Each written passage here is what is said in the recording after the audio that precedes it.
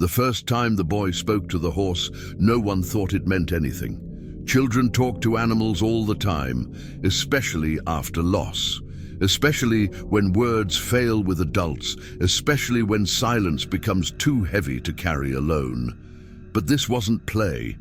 It started late one evening when the stable was already dark and the air smelled of hay and rain. The boy stood in front of the stall and whispered something so softly that even his father couldn't hear it. The horse reacted immediately. It stopped eating, lifted its head, took one slow step forward, as if recognizing a voice it had been waiting for. From that night on, the boy returned every day. Same hour, same corner of the stable. He never brought toys, never asked to ride. He just talked, and the horse listened, not like an animal waiting for food, like something listening with memory. The boy told the horse things he had never told anyone else, about the night his mother died, about the last thing she said, about the question that had been burning inside him ever since. And every time the boy spoke about his mother, the horse changed. Its breathing slowed, its body leaned closer. Sometimes it pressed its forehead gently against the stall, exactly where the boy stood. No one noticed at first. Grief makes strange things seem normal. But then the horse began reacting to things it should not have known. It turned its head when the boy mentioned a nickname only his mother had used. It became restless when he spoke about places only she had loved. Once, when the boy cried and whispered, "I miss you," the horse let out a low sound that no one in the stable had ever heard before. A sound that didn't belong to fear or hunger, but recognition. That was when the boy said something that froze his father in place. He looked up from the stall and whispered, "She's here, but she can't stay long." And for the first time since the funeral, the horse began to cry. Before we go any further, it's important to understand what kind of story this is. This is not about imagination, not about fantasy, and not about a child coping through make-believe. This is a story about grief finding a way to speak when language fails, and about how love, when it has nowhere else to go, sometimes borrows a body just long enough to be felt again. After his mother's death, the boy stopped talking to people. Teachers said he was processing. Doctors said it was normal. Family members said he would grow out of it.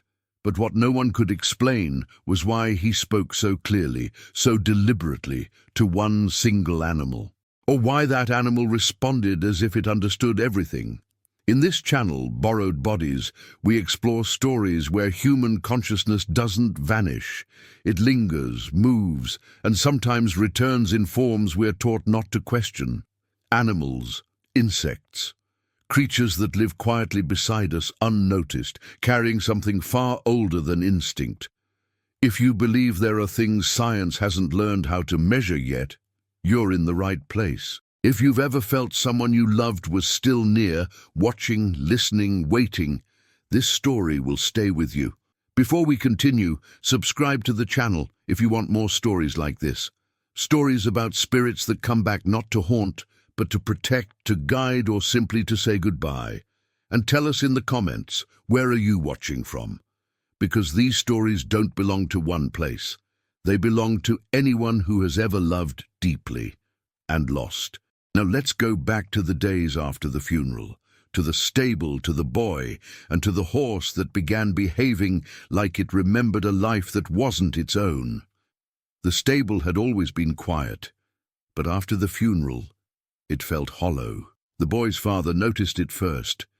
Not the silence itself, but how the boy seemed drawn to it. Every afternoon, without asking, he walked past the house and down the dirt path toward the old wooden structure where the horses were kept. He didn't run. He didn't hesitate. He moved with the certainty of someone returning to a place they had already decided mattered. The horse was not special in any obvious way. It was older than most of the others.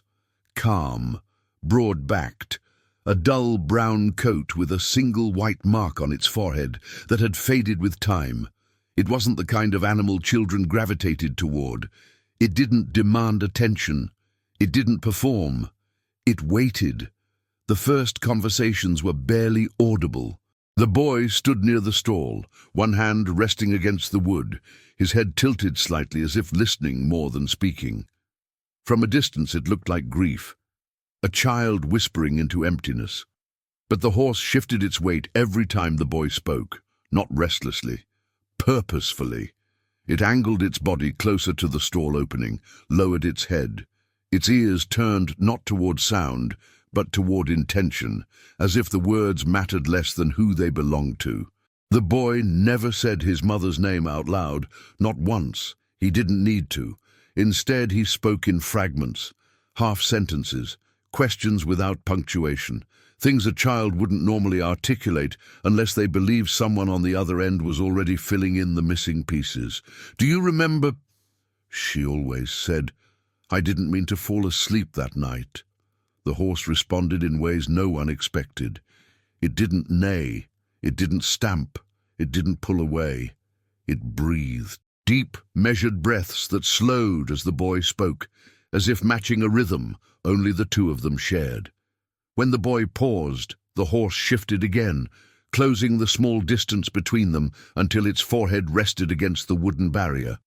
Exactly where the boy's hand was placed. The stable owner noticed changes too. The horse had always been gentle, but now it refused to leave the stall when the boy was present. Attempts to lead it away were met with quiet resistance. Not fear, not aggression, just refusal. It planted its hooves and waited, eyes fixed on the boy with something that looked uncomfortably like focus. One afternoon the boy arrived late. The horse grew agitated long before footsteps reached the path. It paced, snorted, turned its head sharply toward the entrance again and again. When the boy finally appeared, the horse stilled instantly, as if it had known he was coming. The father tried to intervene once. He followed his son into the stable and listened from a distance, uneasy with the intimacy of the scene. His son's voice was steady, not broken. Calm in a way it hadn't been since before the accident. "I know you can't fix it," the boy whispered. "I just want you to stay a little longer." The father stepped forward, startled. "Who are you talking to?" he asked gently. The boy didn't turn around. "She says she's tired," he replied. The word she landed heavily in the space between them. The father froze, torn between disbelief and something far worse. The fear that his son was losing touch with reality. But when he looked at the horse, he felt it too. A pressure in the chest, a wrongness. The horse's eyes were fixed not on the boy, but just past him, as if someone else were standing there. After that day, the boy's behavior shifted further. He began saying things he shouldn't have known. Small details, harmless ones. The way his mother used to hum when folding laundry. The exact place she hid spare keys, the reason she avoided a certain road near town. When asked how he knew, the boy shrugged. "She told me," he said.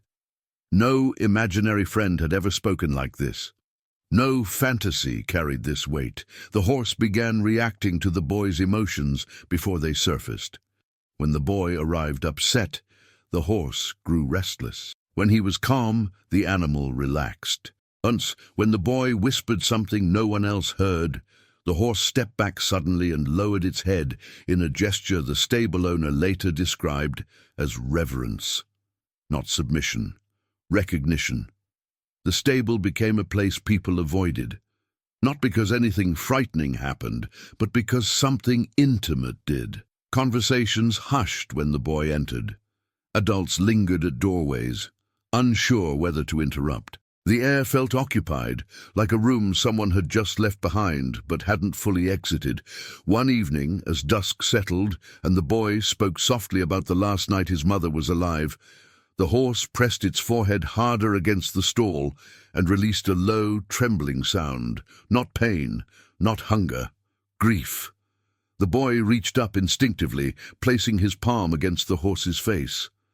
"I know," he whispered. "I know you didn't mean to go." That was when the horse's body shuddered, not violently, not dramatically, like something passing through it. The stable owner later said the temperature dropped suddenly, just for a moment. a cold that didn't belong to the evening air. The horse's breath fogged. The boy inhaled sharply, eyes wide. "She's tired," he said again, quieter this time. "She says this body is heavy." The father watched from the doorway, unable to move. He didn't understand what was happening, but he understood one thing clearly. Whatever was happening between his son and that horse was not imagination, and whatever was listening to the boy's voice had loved him before. The adults agreed on one thing almost immediately: something had to be done. Not because the boy seemed distressed. He didn't. In fact, this was the calmest he had been since his mother's death. He slept through the night. He ate without prompting. He no longer stared at nothing for long stretches of time. That calm frightened them. Grief is expected to be loud, messy, obvious. What the boy displayed instead felt intentional, directed, as if his sorrow had found a place to go, and that place was the stable. The father spoke first. He suggested limiting visits, fewer afternoons at the horses, more time with other children, normal routines. He used the word healthy more than once, as if repeating it would make it true. The stable owner disagreed quietly. He had seen animals his entire life.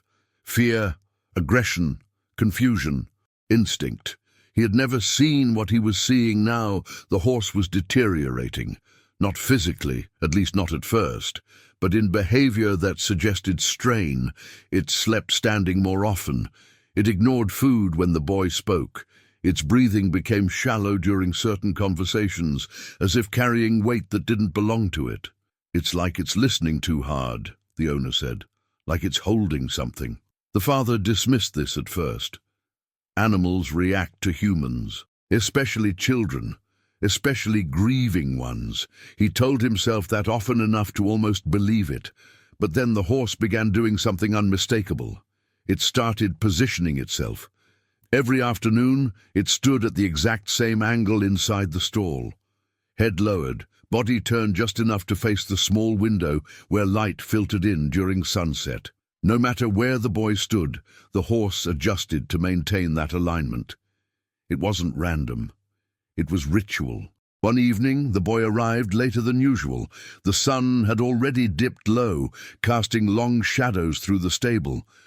The horse was restless, stamping once, then again, never loud, but urgent. When the boy stepped inside, the horse stilled instantly. The boy didn't speak right away. He walked up to the stall, placed his hand against the wood, and whispered something so quietly that even standing a few feet away, his father couldn't hear it. The horse reacted violently, not in fear but in resistance. It reared slightly, then slammed its front hooves down and shook its head as if rejecting something invisible. Its breath came fast. Its muscles tightened. The stable owner rushed forward. The boy didn't flinch. "She's trying to tell me something," he said calmly, "but it hurts." The word hurts broke the illusion that this was harmless. The father pulled his son back instinctively, heart racing. The horse's reaction subsided almost immediately once distance was created, but something had changed. The connection was no longer gentle. It was demanding. That night, the boy spoke in his sleep, not in full sentences, just fragments, apologies, reassurances, words a child shouldn't be saying with such clarity. "I know. I forgive you. You didn't mean to." The father sat at the edge of the bed, listening, feeling something twist inside him. These were not the words of imagination. They were the words of someone being spoken to. The next morning, the horse refused water, not for long, just long enough to be noticed. It stood still, head lowered, eyes half closed, as if conserving strength. The veterinarian was called. He found nothing physically wrong. Stress, he suggested. Animals feel it too. But stress didn't explain why the horse only relaxed when the boy was nearby, or why, when the boy whispered, "You can rest," the horse finally drank. The adults tried setting boundaries, shorter visits, supervision, no more evenings. The boy complied without argument, which unsettled them even more. He behaved like someone who understood limits, but didn't resent them. "She says it won't be long," he told his father one afternoon. "What won't?" the father asked. "This," the boy replied, gesturing vaguely at the stable. "She can't stay like this. It's not how it's supposed to be." The horse's condition worsened subtly. Not illness, fatigue. Its movements slowed, its eyes dulled. It stood closer to the boy than before, almost pressed against the stall as if drawing strength. The stable owner began researching quietly. Stories, old accounts, folklore he had never taken seriously before. He found references to something he dismissed at first, souls attaching to animals temporarily. Not possession, borrowing, a vessel, not to live, but to finish something unfinished. He didn't share this with anyone. Not yet. The final incident of that week happened without warning. The boy arrived at the stable early, before anyone else. The horse was already awake, standing in its familiar position, facing the window where morning light filtered in. The boy approached and spoke softly. "I know," he said. "You're tired."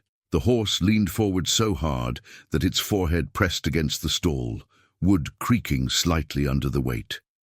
The boy raised his hand and rested it there. And for the first time since his mother's death he cried, not loudly, relieved. The stable owner arrived moments later to find the boy sobbing quietly and the horse trembling, not in fear, but exhaustion. "She says she loves you," the boy whispered to no one in particular, "and she's proud of you." The owner felt his throat close. Those were not words a child invents for comfort. Those were words meant to be delivered. That was when he understood something that terrified him. Whatever was inside that horse was not arriving. It was preparing to leave. The change did not arrive all at once. It unfolded the way exhaustion does, quietly, deliberately, and without drama. The horse began sleeping more during the day, not lying down, which would have alarmed everyone immediately, but standing with its head lowered, eyes half closed, as if conserving something precious. Its movements lost their patience. Each step looked considered, careful, like a body no longer fully convinced it belonged to itself. The boy noticed before anyone else did. "She's getting tired faster now," he said one afternoon, his voice steady but weighted. "It's harder for her to stay." No one asked who she was anymore. They didn't need to. The father watched his son with a mixture of gratitude and dread. Gratitude because the boy was no longer lost in grief. Dread because whatever had found him peace was clearly temporary, and temporary things, when they end, hurt twice. The stable owner finally spoke, not directly to the father at first, but to the veterinarian. He described the horse's behavior carefully, avoiding speculation. The vet listened, puzzled. Tests were run. Nothing conclusive appeared. The horse was healthy by every measurable standard, yet it was failing, not in flesh, in purpose. The boy began shortening his visits on his own. No one asked him to. He would arrive, speak softly for a few minutes, rest his hand against the stall, and leave without lingering. "She says we can't talk too long anymore," he explained. "It makes it heavier." The word heavier returned again and again. The father finally sat beside his son one evening and asked the question he had been avoiding. "What does she say to you?" The boy thought carefully before answering. "She doesn't say things," he replied. "She remembers them, and when I listen, I remember too." That night, the boy asked to sleep with the window open, even though the air was cold. He insisted the light needed to reach his room. "So she knows where I am," he said simply. Over the next few days, the horse began reacting to sounds that weren't there. It lifted its head when no one approached, turned toward empty corners of the stable, lowered its ears in a way that suggested listening rather than alertness. The stable owner felt the same pressure he had felt on the first night, the sensation that the space was occupied by more than bodies. One morning, the horse did not stand. It didn't collapse. It didn't thrash. It simply lowered itself to the ground and remained there, breathing slow and shallow. The veterinarian was called immediately. He examined the animal in silence, his expression tightening with each passing minute. "There's no injury," he said finally. "No infection. No explanation." The boy arrived shortly after. He knelt beside the horse without fear and placed both hands against its neck. "It's okay," he whispered. "You don't have to hold me anymore." The horse exhaled, a long, trembling breath, and its body relaxed for the first time in days. The father watched from a distance, unable to move. "What happens now?" he asked, voice breaking. The boy didn't look up. "She says this was never meant to last," he replied. "She just needed time to make sure I wasn't alone." Tears filled the father's eyes. "Is she leaving?" The boy nodded once. "Yes," he said, "but not like before." The stable owner felt something shift in the air, an almost imperceptible release, like pressure easing after a storm. The horse's breathing steadied. Its eyes closed fully. For a moment everything was still. Then the boy smiled. Not a big smile, not joy. Peace. "She says you did your best," he told his father, "and that she's proud of you too." The father fell to his knees. He didn't question it. He didn't argue. He let the words land exactly where they were meant to. The horse passed later that afternoon, quietly. No struggle, no panic, just a body finally relieved of a weight it had never chosen to carry. The veterinarian called it sudden failure. The stable owner called it release. The boy stood by the stall long after everyone else had left. He placed his hand one last time against the wood, exactly where the horse's forehead had rested for weeks. "Thank you," he whispered. "I'll remember." That night the boy slept deeply for the first time since his mother's death. He did not speak in his sleep. He did not cry. The window remained open, moonlight spilling across the floor. And somewhere between waking and dreaming, the boy felt something familiar.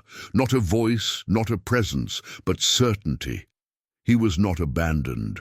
Whatever had stayed with him had done so out of love, and love, once delivered, no longer needs a body. The days after the horse's death did not feel empty. They felt rearranged. The stable returned to its usual rhythm, cleaning, feeding, the low sounds of animals settling into routine. But something fundamental had shifted. People spoke more quietly there now, as if volume might disturb a space that had witnessed something intimate.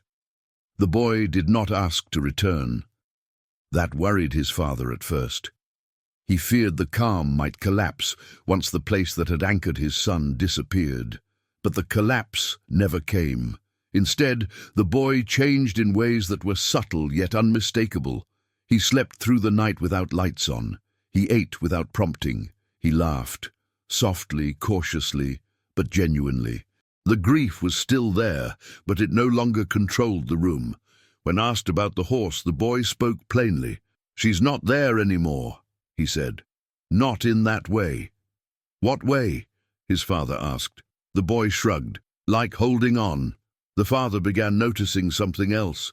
His son started noticing animals differently, not obsessively, not romantically, attentively.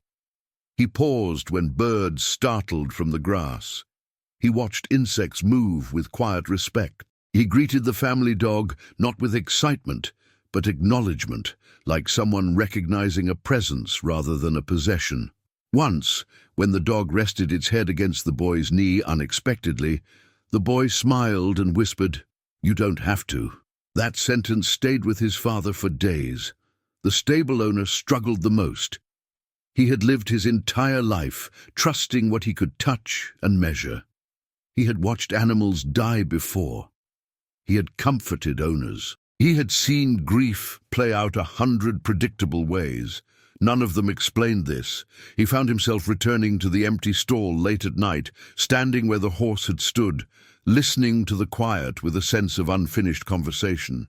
He didn't feel fear. He felt gratitude for having witnessed something he couldn't explain and no longer wanted to dismiss. The veterinarian visited once more to check on the remaining horses. As he passed the stall, he paused. "This one feels different," he said slowly. The stable owner nodded. Yes, he replied. It carried more than a body for a while. They did not elaborate. They didn't need to.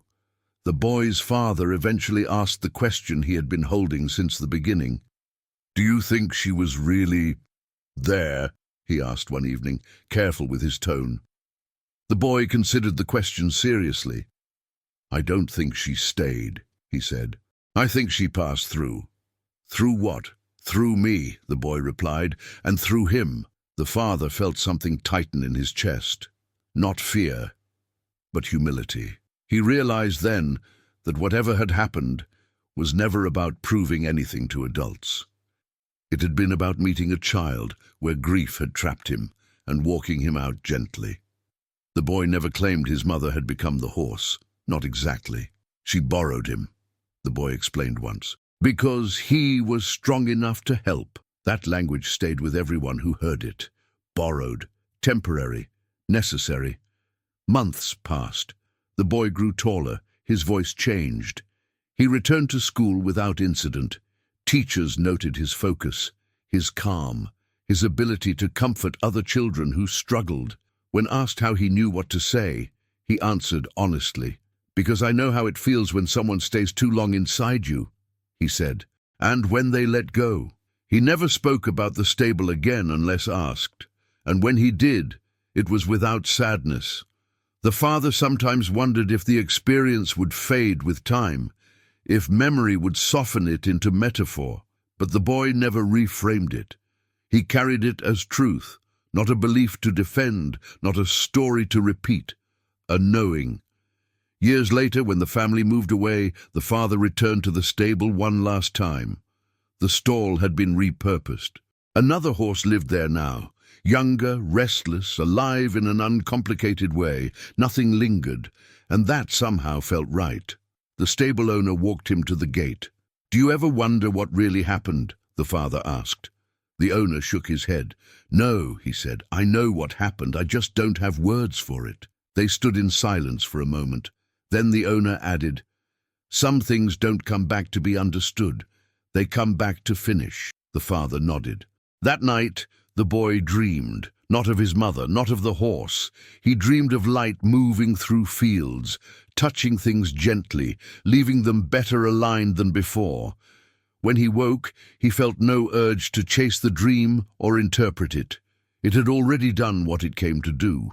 The story never made headlines. No one documented it officially. No proof remained, no recordings, no witnesses willing to speak publicly.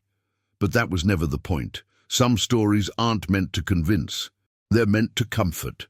And if you've ever felt a presence where none should be, if you've ever sensed love moving through something that didn't belong to it, if you've ever wondered whether goodbye really means disappearance, then you already understand what happened here. As the boy grew older, the experience did not fade the way adults expected it to. It didn't blur into symbolism or soften into something he could dismiss as childhood imagination. Instead, it settled into him, quiet, structured and permanent, like a memory that had rearranged how he understood presence itself. He didn't talk about it often, not because it hurt, and not because he was afraid of being misunderstood. He simply didn't feel the need to translate it for others. What had happened did not ask for belief. It had already done its work. What changed first was how he listened. Other children heard words. He heard intention. He noticed when people spoke to fill silence rather than communicate. He recognized when comfort was offered too quickly, when reassurance was used to rush someone past pain. Adults found him unusually perceptive. Teachers remarked on how he responded to classmates in distress, not with advice, but with stillness. He didn't interrupt. He didn't fix. He stayed present in a way that made others feel seen without being examined. His father noticed it most at night. The boy would sit by the window sometimes, not staring out, just letting the world exist around him. He didn't seem lonely. He seemed attentive, as if he understood that absence and presence were not opposites, but different states of the same thing. Once, years later, his father asked him whether he missed the horse. The boy thought for a long time. "I don't miss him," he said finally. "He wasn't meant to stay." That answer unsettled his father more than grief ever had, because it suggested acceptance without detachment, love without possession. As the boy entered adolescence, the way animals responded to him became noticeable again, not dramatic, not mystical, but consistent. Dogs approached calmly, horses stilled when he was near. Even restless animals seemed to adjust around him, as if responding to someone who knew how to take up less space. He never sought it. He never tested it. He simply moved through the world differently. The stable owner remained in his life at a distance. They exchanged occasional letters. The owner never asked direct questions. He shared observations instead, stories about animals behaving unexpectedly, moments that felt like something brushing past. The boy read those letters carefully. He never responded with explanations, only acknowledgments. "Yes, that happens. Sometimes it's just passing through." The father watched his son grow into someone both grounded and untethered in a way he couldn't name. The boy respected boundaries fiercely. He didn't intrude emotionally. He didn't cling. He seemed to understand intuitively that presence is something you are invited into, not something you take. One evening, after a difficult day, the father found his son standing outside, hands in his pockets, watching moths gather around a porch light. "They're drawn to warmth," the father said casually. The boy nodded. "Sometimes," he replied, "and sometimes they're just checking if it's still there." That sentence lingered in the air. As years passed, the boy's understanding deepened, not through study, but through pattern. He noticed how people carried others inside them long after death, how habits persisted, how certain phrases survived their speakers, how grief sometimes wasn't about missing someone, but about feeling them move away again. He began volunteering at a local animal rescue as a teenager, not in a dramatic role. He cleaned, he fed, he sat quietly with animals that wouldn't settle. The staff noticed something immediately. Animals that resisted everyone else allowed him near, not because he forced connection, but because he didn't expect it. One dog, aggressive and unadoptable, calmed in his presence without explanation. Another, elderly and nearly blind, followed him gently, trusting without reason. The boy didn't comment. He understood something others didn't, that bodies are temporary agreements, and sometimes something passes through them, not to stay, but to complete a circuit. The memory of his mother no longer felt heavy. It felt active, like something that had moved through his life and left alignment behind. He didn't feel watched. He didn't feel guided. He felt accompanied in a way that didn't demand attention. His father eventually asked what he believed now, about death, about what comes after. The boy answered honestly. "I don't think people disappear," he said. "I think they change how close they are." That answer didn't comfort his father. It grounded him, because it didn't promise reunion. It didn't offer certainty. It described something far more subtle and far more plausible. Distance, not erasure. As adulthood approached, the boy, now young man, made choices that reflected this understanding. He gravitated toward roles that required presence without control. He avoided positions that demanded authority over others' endings. He studied behavioral science, not to explain what he had experienced, but to understand how humans cope when language fails. He never sought answers to what had happened at the stable. He already had one, not in words, in effect. The borrowed body had not given him belief. It had given him calibration, and that calibration shaped everything that followed. The meaning of what had happened did not arrive as a revelation. It unfolded slowly, the way understanding often does, not as a sudden answer, but as a series of confirmations spaced across time. The young man never sought proof. He didn't research reincarnation. He didn't read accounts of near-death experiences or folklore about spirits inhabiting animals. Those explanations felt external, too eager to label something that had never asked to be named. What mattered to him was function. Something had come, something had stayed long enough to help, something had left without damage. That was enough. As he moved further into adulthood, he noticed how often people confused holding on with honoring. He saw it in families unable to release rooms, routines, or voices. He saw it in grief that hardened into ritual rather than remembrance. And he understood, in a way he had never learned from adults, that love doesn't linger to anchor itself. It moves when its work is done. That understanding shaped how he interacted with others in pain. When friends lost parents, siblings, partners, he didn't rush them toward closure. He didn't offer timelines. He didn't suggest meaning where none could yet exist. He did what the horse had done. He stayed still. He listened without expectation. People often left those conversations unsettled, but lighter, as if something inside them had been acknowledged rather than solved. One colleague once asked him why he was so comfortable with silence. He answered without hesitation. "Because silence is where things pass through," he said. "Talking too much blocks the doorway." That sentence startled the person who heard it. The young man didn't explain further. He had learned long ago that some doors don't open wider when you point at them. The stable owner passed away years later. The news arrived quietly through a short message forwarded by someone who remembered the connection. The young man attended the funeral without announcing himself. He stood at the back and listened. During the service, a horse from a nearby farm whinnied unexpectedly outside the building. Once, low and steady, people shifted in their seats. The sound didn't feel disruptive. It felt placed. The young man closed his eyes briefly, not in prayer, in recognition. After the service, he visited the old stable one last time. The structure had aged. The boards had darkened. The stall where the horse had once stood now held tools and hay. Nothing remained of the event itself, and yet the space felt complete. That completeness mattered more than preservation. Years later, when the young man became a father, the experience resurfaced in an unexpected way. His child, barely old enough to speak clearly, developed a habit of pausing mid-sentence, tilting her head slightly, as if listening to something beyond sound. It happened rarely, briefly, without distress. The young man watched closely, heart steady. He didn't intervene, because he knew the difference between intrusion and witnessing.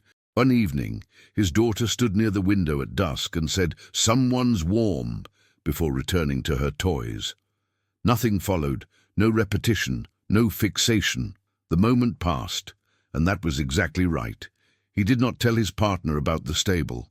Not then, not later. The story wasn't a warning or a legacy. It wasn't something to guard against. It was something to trust. That trust extended beyond animals, beyond loss, beyond childhood. It became a framework. He understood that bodies, human or otherwise, are not always destinations. Sometimes they are corridors, temporary structures that allow something unfinished to move forward without causing harm. The borrowed body had not taught him about the afterlife. It had taught him about restraint, about knowing when to stay, about knowing when to leave, about understanding that presence is not ownership. When he thought of his mother now, it was without ache, not because love had faded, but because it had been completed. Whatever had remained unsaid had been said. Whatever had needed reassurance had been reassured. The weight had been set down, and the body that had carried it, patient, strong, temporary, had been released. That, he understood, was the gift. Not proof, not spectacle, not belief, completion. Not every spirit returns. That realization came slowly to the young man, not through theory, but through absence. He noticed it in people who grieved deeply, yet never felt anything brush past their lives afterward. No signs, no moments of recognition, no borrowed warmth. And that absence wasn't failure. It was intention. Over time, he began to understand that return was not automatic, nor was it owed. Whatever had passed through the horse had done so because something remained unfinished, not in the world, but in a child. The return had not been about longing. It had been about balance. He encountered this understanding while working with families who had lost someone suddenly. Some searched desperately for signs, others feared them. Most existed somewhere in between, wanting reassurance without disruption.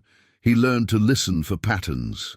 When people described feeling watched, guided, or accompanied, it was rarely random. Those moments clustered around unresolved bonds, words unsaid, forgiveness withheld, promises broken by time rather than intent. The borrowed body, he came to believe, was not a choice made by the living or the dead alone. It was a negotiation. Animals, unlike humans, do not resist presence. They do not question why something feels heavier or warmer. They do not demand explanation. They allow. That allowance made them suitable vessels, not for possession, but for passage. The young man never articulated this publicly. He shared it only when asked directly, and even then cautiously. He avoided framing it as belief. He described it as observation. Some things don't come back because they don't need to, he once said to a colleague. And some things only come back because leaving too early would break someone. That idea unsettled people, because it suggested purpose without control. He noticed, too, that borrowed bodies appeared only when no harm would follow. The horse had been strong, calm, capable of carrying weight without panic. It had not suffered confusion or distress beyond exhaustion. And when the weight became too heavy, it had been released. The system, if it could be called that, contained restraint. That restraint mattered. He had seen cases where grief twisted into fixation, where people projected presence where none existed. Those situations felt different, loud, demanding, hungry. This had never been that. The borrowed presence in his childhood had been quiet, precise, and finite. As he reflected on it, he realized something else. The return had not been about the mother needing reassurance. It had been about the child needing permission to continue. Permission to live without carrying guilt. Permission to stop listening for footsteps that would never return. Permission to release the weight of what if. The horse had not been a substitute. It had been a bridge. That distinction became central to how the young man understood grief. He noticed how people often clung to signs because they feared forgetting. But forgetting was never the danger. The danger was remaining unfinished. When bonds are completed, memory doesn't fade. It stabilizes. He began incorporating this understanding into his work quietly. He encouraged families not to search for presence, but to ask what remained unresolved. What needed to be said, acknowledged, forgiven, or released. Sometimes that work ended in tears. Sometimes it ended in calm. Rarely did it end in signs, and that was the point. The borrowed body was not a reward. It was an intervention, and interventions are rare by design. He also began noticing that animals involved in these moments were never chosen for proximity alone. They were chosen for temperament, stillness, capacity, creatures that could hold presence without reacting to it. The horse had been exactly that, strong enough to carry, gentle enough not to resist, detached enough to let go. Years later, the young man stood in a field watching horses graze. He noticed one lift its head suddenly, ears turning toward something unseen. The moment passed quickly. The horse returned to grazing. Nothing followed, no story, no significance. And that felt right too. Not every moment is a message. Not every pause is a return. The borrowed body appears only when the cost of absence outweighs the risk of presence. That balance, fragile, precise, invisible, explained why such stories were rare, why they resisted proof, why they never repeated themselves the same way twice. The young man understood now why his experience had never demanded belief from others. It wasn't meant to. It was meant to complete something, and then disappear. As his own life filled with responsibility, work, and relationships, the memory of the stable remained quietly integrated. It did not dominate. It did not resurface uninvited. It waited, like the horse had, until it was needed. Once during a particularly difficult conversation with a grieving parent, the young man paused mid-sentence and felt a familiar steadiness settle in his chest. Not a presence, not a voice. Alignment. He listened longer than planned. He spoke less than expected. The conversation ended without resolution, but with relief. Afterward, the parent said something that startled him. "Thank you," they said. "You didn't try to keep them here." The young man nodded. He understood exactly what they meant.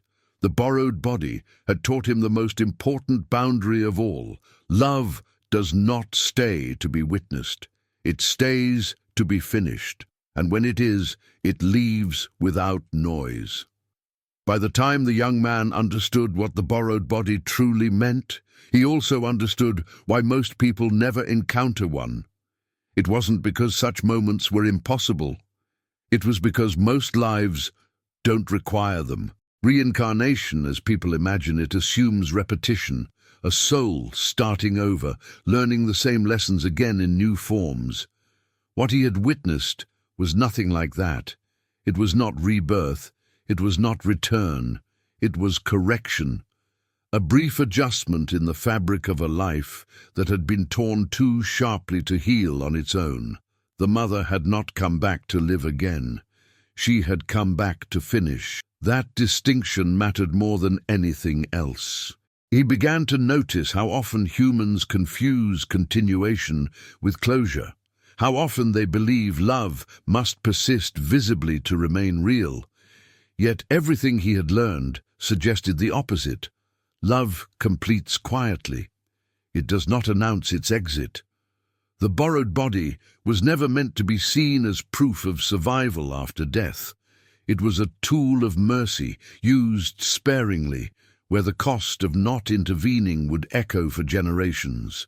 That understanding reshaped how he interpreted stories he heard later in life.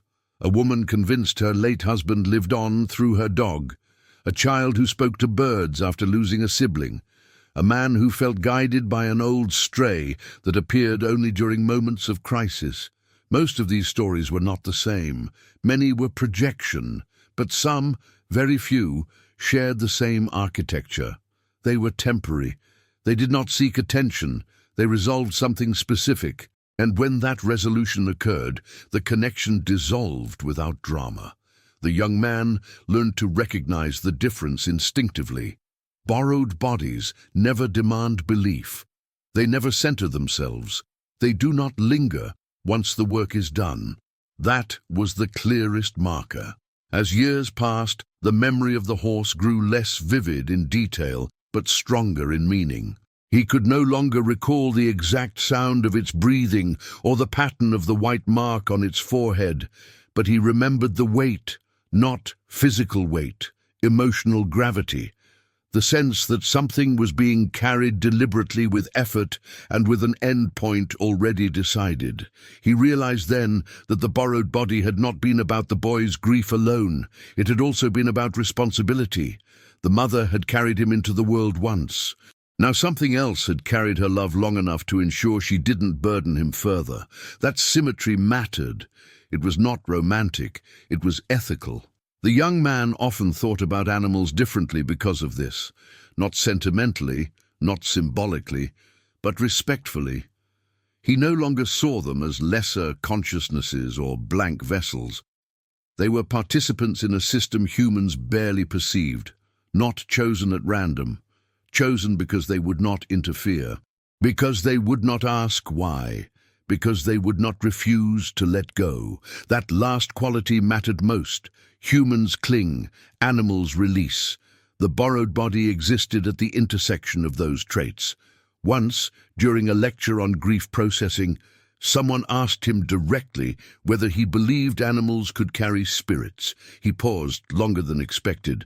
"I believe," he said carefully, "that some connections are strong enough to find a way through whatever is available." The room was silent. He didn't expand on it. He didn't need to. Over time, he noticed something else, something subtle but consistent. People who experienced genuine closure rarely sought signs afterward. They didn't scan rooms for presences. They didn't listen for voices. They didn't ask, "Are you still here?" They moved forward, not because they forgot, but because they were finished. That was the outcome the borrowed body had produced in him. Completion, not detachment, not denial. Completion. And completion does not ache. It stabilizes. Years later, when his father passed away naturally, there was no borrowed body, no animal lingering, no presence brushing past. There was grief, but it was contained, appropriate, finished in stages. The young man understood why. Nothing had been interrupted, nothing had been left unsaid, nothing required correction. That absence confirmed everything. Borrowed bodies do not appear for everyone. They appear only when something vital would otherwise fracture permanently, and even then they appear only briefly. The young man sometimes wondered what the horse had experienced during that time, whether it felt confusion, whether it felt loss. But he realized the question itself was human-centered. The horse had done what it was capable of doing. Then it had been released. No meaning was taken from it. No legacy was imposed. That too was mercy. In the end, the borrowed body did not teach him about death. It taught him about limits. The limit of staying, the limit of helping, the limit of love's responsibility. Love does not remain indefinitely. It remains long enough, and then it leaves the body it borrowed cleaner than it found it. That was the truth he carried forward, not as belief, as alignment. The lesson of the borrowed body did not end with understanding. It ended with transmission. Not in the sense of teaching or telling, but in how the young man moved through the world afterward, carrying something invisible that subtly altered the spaces he entered. He did not speak about spirits. He did not correct others' beliefs. He did not position himself as someone who knew. He simply behaved like someone who had learned when to step back. That quality became most evident when people around him reached moments of fracture, times when loss threatened to hollow them out rather than reshape them. He never rushed those moments.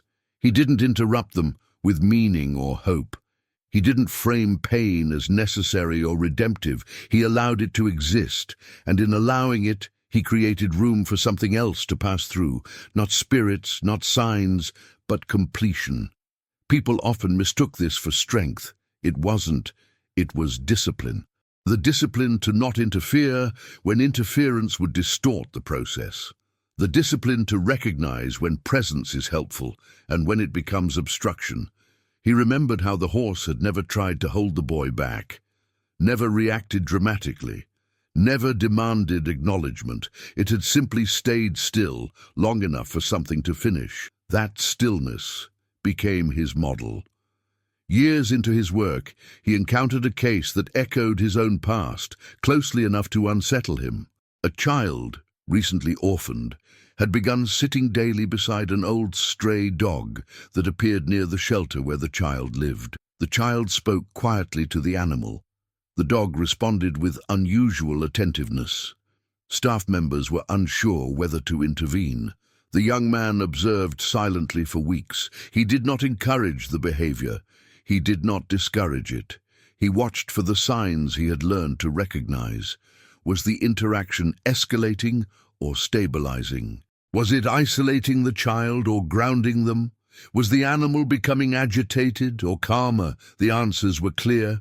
The child was becoming steadier. The dog was growing tired. One afternoon, the child stopped visiting. The dog wandered away shortly afterward. No event marked the end. No explanation followed, and that was exactly how it should be. The young man documented nothing. He understood that recording such moments changes them, turns them into spectacles instead of corrections. The lesson of the borrowed body was not that spirits return. It was that return, when it happens, leaves quietly. Later, when asked why he didn't pursue research or publish findings about these phenomena, he answered simply, because proof would break it. People misunderstood that. They assumed secrecy, ego, fear. None of that applied. What he meant was that these moments rely on trust between the living and the process of letting go. Turning them into evidence would pull them out of alignment, demand repetition, encourage imitation. Borrowed bodies are not systems, they are exceptions, and exceptions stop functioning when they are hunted. As his life progressed, the young man noticed that the influence of the borrowed body expressed itself in ordinary decisions. He chose work that didn't center him. He avoided relationships that demanded possession. He respected endings without dramatizing them. When something ended, he allowed it to. When something stayed, he didn't cling. This balance did not make his life easier. It made it honest. He sometimes thought about what would have happened if the borrowed body had not appeared in his childhood. He imagined a version of himself stuck in unresolved grief, searching endlessly for his mother in memories, in objects, in people. That future had been diverted. Not erased, but corrected. The horse had not saved him from pain. It had saved him from stagnation. That distinction mattered. Near the end of this chapter of his life, he stood again near a stable, not the same one, not the same land, but similar enough to stir memory. A child nearby laughed, chasing dust motes in the light. An animal shifted in its stall, ears flicking briefly toward the sound before settling again. Nothing unusual happened. And yet, the young man felt the familiar alignment, the sense that things were where they were supposed to be. Borrowed bodies do not announce themselves. They do not repeat. They do not linger. They intervene once, precisely, and then dissolve into the structure of someone's life. That is how they remain hidden. That is how they remain rare. The young man understood now that the true legacy of the borrowed body was not belief. It was behavior. The way someone listens, the way they release, the way they resist the urge to hold on past usefulness. That legacy cannot be proven. It can only be observed years later in lives that move forward without fracture. The cycle did not close with a revelation. It closed with absence, and the certainty that the absence was correct. Years later, when the young man looked back on the defining moments of his life, the borrowed body was no longer a central memory. It had not remained vivid in images or sounds. Instead, it existed as orientation, a quiet adjustment in how he faced loss, attachment, and release. That was how he knew it had done its work. Moments meant to instruct do not stay loud. They recalibrate.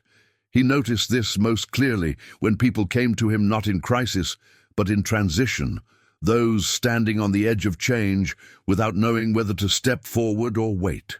They asked questions he didn't answer directly. They searched for signs he did not offer. Instead, he asked something else. What would it mean if this didn't need to continue? That question unsettled people, because it stripped away the comfort of hoping for repetition, but it also opened space. He understood now why borrowed bodies never appear to the curious or the hopeful. They appear only when something must end cleanly to allow something else to begin. They do not validate belief systems. They do not reward longing. They intervene where delay would damage. The borrowed body of his childhood had not prolonged love. It had concluded it. And conclusion, he had learned, is not the opposite of care. It is its most disciplined form. On a quiet evening, long after his father had passed and his own child had grown, the young man found himself alone by a window, watching light fade from the sky. There was no memory pressing in, no sensation of presence, no echo, just stillness. He felt gratitude, not for what had happened, but for what had not followed. No recurring signs, no lingering dependency, no confusion about where love belonged. The borrowed body had not created attachment, it had prevented it. That distinction separated true correction from distortion. He thought again of the horse, not as an animal, not as a vessel, but as an act of restraint embodied. It had allowed something to pass through it without claiming ownership, without being altered beyond its capacity. Then it had stopped. That was the lesson few understood. Humans are taught to persist. Animals are taught to respond. Borrowed bodies exist where response is needed, not persistence. In his final reflections on the subject, ones he never wrote down and never shared publicly, the young man arrived at a conclusion that felt complete enough to leave alone. Love does not require continuity to remain valid. It requires timing. The borrowed body was not proof of life after death. It was evidence of responsibility before release, and responsibility, once fulfilled, dissolves. He had seen people search for signs long after their necessity expired. He had seen grief twist into ritual, ritual into fixation. Those paths never led forward. What led forward was knowing when to stop looking. The borrowed body had appeared once in his life. Once was enough. If it had appeared again, it would have meant something had failed the first time. That understanding freed him from expectation. As he aged, he became less interested in explaining the phenomenon and more interested in protecting its integrity. He discouraged romantic interpretations. He resisted dramatization. He corrected language gently when people used words like haunted or possessed. Borrowed, he would say, only borrowed. That word mattered. Borrowing implies return. Return implies consent. Consent implies an end. In the final years of his work, he noticed that people who truly healed rarely asked whether their loved ones were watching over them. They did not require confirmation.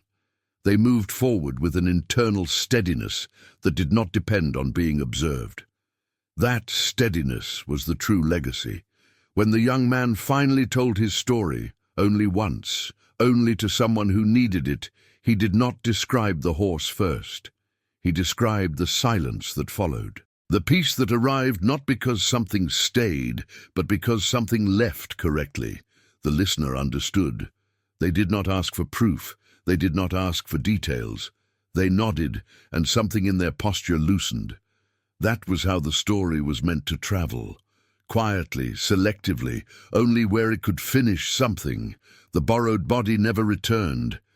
It never needed to. Its work lived on in the absence of longing, in the clarity of endings, and in the discipline of letting go before love curdles into weight. If there is a lesson here, it is not about spirits or animals or reincarnation.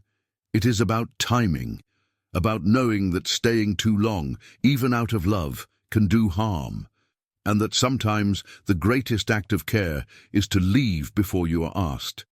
That is what the borrowed body did. That is why it worked, and that is why it disappeared without a trace, except in the shape of a life that moved forward whole. Some stories end with answers. This one ends with understanding. What happened between that child and the animal was never meant to be repeated, explained, or proven. It wasn't a miracle designed to convince anyone watching from the outside. It was a correction, quiet, precise, and temporary. Love didn't return to stay, it returned to finish. And when it was done, it left without asking to be remembered. That's the part most people misunderstand.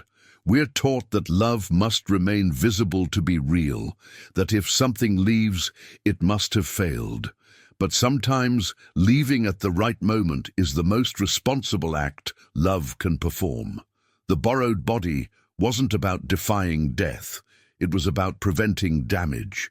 It allowed grief to release without collapsing into obsession. It allowed a child to grow without dragging unfinished weight into adulthood. And once that balance was restored, it disappeared, exactly as it should have. If this story stayed with you, it's probably because you felt something similar. Not a presence, not a sign, but a moment where loss softened just enough for you to breathe again. That doesn't mean someone stayed. It means someone finished. If you believe there are forces that work quietly, without spectacle, without proof, subscribe to Borrowed Bodies. Here we tell stories about passage, restraint, and the unseen work that allows life to continue without fracture. And tell us in the comments, where are you watching from? Because stories like this don't belong to one place. They appear wherever love needs to leave, without breaking what it touched.